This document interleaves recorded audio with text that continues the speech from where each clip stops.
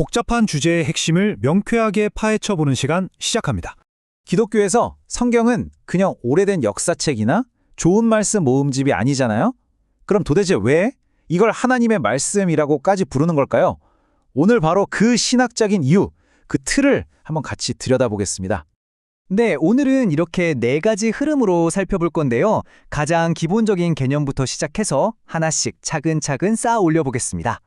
자, 그럼 바로 첫 번째 핵심 개념으로 들어가 보죠.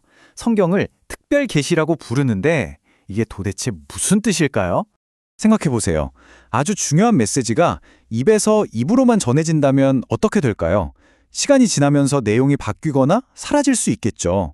바로 이런 이유 때문에 신학에서는 그 진리가 변치 않도록 영구적으로 보존할 기록, 즉 성경이 꼭 필요했다고 설명합니다. 그러니까 여기서 중요한 점은 성경이 어떤 초자연적인 사건, 즉 특별 계시 그 자체는 아니라는 거예요. 그 사건들의 핵심 내용을 공식적으로 담아놓은 일종의 회의록이나 공식 기록에 가깝다고 볼 수 있습니다. 모든 걸 다 담은 게 아니라 구원에 꼭 필요한 내용만 선별해서 말이죠. 자, 그럼 이 기록은 대체 누가 쓴 걸까요? 여기서 성경을 이해하는데 아주 흥미로운 지점이 나옵니다. 바로 신적인 저자와 인간 기록자가 동시에 존재한다는 역설이죠. 이게 어떻게 가능한 건지 한번 파고들어 보시죠. 이 역설을 푸는 열쇠가 바로 영감이라는 개념입니다. 간단히 말해 하나님이 인간 저자들을 이끌어서 실수 없이 당신의 메시지를 기록하게 만드셨다는 거죠. 자, 여기 3가지 이론이 있는데 신학적으로는 유기적 영감을 정설로 봅니다. 이게 뭐냐면요. 하나님이 인간 저자를 그냥 로봇처럼 조종해서 받아쓰게 하신 게 아니에요. 그렇다고 그냥 어이쿠 잘한다 하고 격려만 하신 것도 아니고요. 핵심은 저자들의 독특한 성격, 글쓰기 스타일, 심지어 그들의 지식까지 모두 그대로 사용하시면서 성령을 통해 그 결과물이 완벽하게 오류 없는 하나님의 말씀이 되도록 이끄셨다는 겁니다. 정말 놀라운 협업이죠. 그럼 이 영감은 어디까지 적용될까요? 신학에서는 어떤 부분은 영감받고 어떤 부분은 아니다. 이런 식의 구분을 거부합니다. 완전 영감이라는 말 그대로 66권 전체, 모든 책, 모든 장, 심지어 단어 하나하나까지 모두 동등하게 신의 영감을 받았다고 보는 거죠. 자, 이렇게까지 주장하려면 당연히 근거가 있어야겠죠?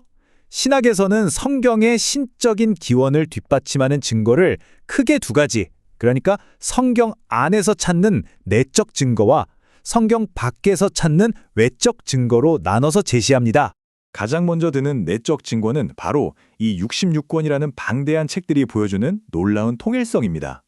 한번 상상해보세요. 약 1500년에 걸쳐 40명이 넘는 다양한 배경의 사람들이 책을 썼는데 그 모든 이야기가 결국 구원이라는 단 하나의 거대한 주제로 완벽하게 이어진다는 겁니다. 이건 우연이라고 보기엔 너무나도 정교하죠. 그래서 인간 저자들 뒤에 이 모든 것을 조율하는 단 한 명의 신적인 저자가 있다는 강력한 증거로 보는 겁니다. 그 밖에도 여러 증거들이 제시되는데요. 내적으로는 시대와 문화를 초월해서 누구에게나 적용되는 메시지의 적용성이나 절대적인 도덕 기준을 제시한다는 점을 들고요. 외적으로는 실제로 일어났다고 기록된 기적이나 수백 년 뒤에 정확히 성취된 예언들, 그리고 그 모진 박해를 이겨내고 전 세계로 퍼져나간 역사 그 자체, 또 개인과 사회를 변화시킨 엄청난 영향력 같은 것들이 증거로 제시됩니다. 자, 이렇게 신적인 기원과 영감을 전제로 깔고 나면 성경이라는 책은 어떤 성격을 갖게 될까요? 이제 그 결과로 따라오는 속성들을 살펴보겠습니다. 여기서 아주 논리적인 4가지 속성이 나옵니다. 첫째, 구원을 위해선 이 책이 반드시 필요하다는 필요성. 둘째, 신이 저자이므로 절대적으로 따라야 할 권위성. 셋째, 전문가가 아니더라도 핵심 메시지는 누구나 이해할 수 있다는 명료성. 마지막으로 신앙생활에 필요한 모든 것이 이 안에 다 들어있어서 다른 것이 더 필요 없다는 충족성입니다. 그리고 이 4가지 속성이 합쳐져서 도달하는 결론이 바로 성경의 무오성이라는 굉장히 중요한 교리입니다. 무오, 말 그대로 오류가 없다는 뜻이죠. 성경의 맨 처음 원본은 과학이든 역사든 어떤 부분에서도 전혀 오류가 없다는 믿음입니다. 네, 오류가 없다고요?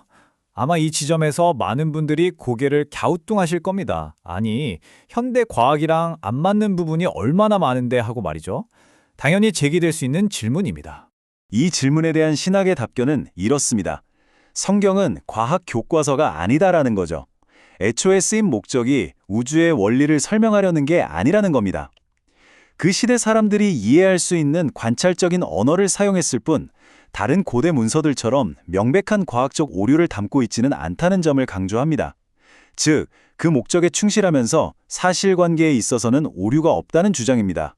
문제는 과학뿐만이 아니죠.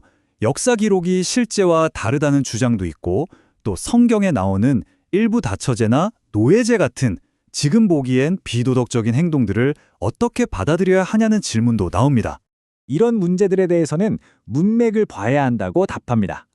예를 들어 역사 기록이 달라 보이는 건 당시에 숫자 세는 방식이나 문화적 관습이 지금과 달라서 생기는 오해일 수 있다는 거죠. 실제로 고고학 발굴을 통해 성경 기록이 맞았다고 증명되는 경우도 많다고 하고요.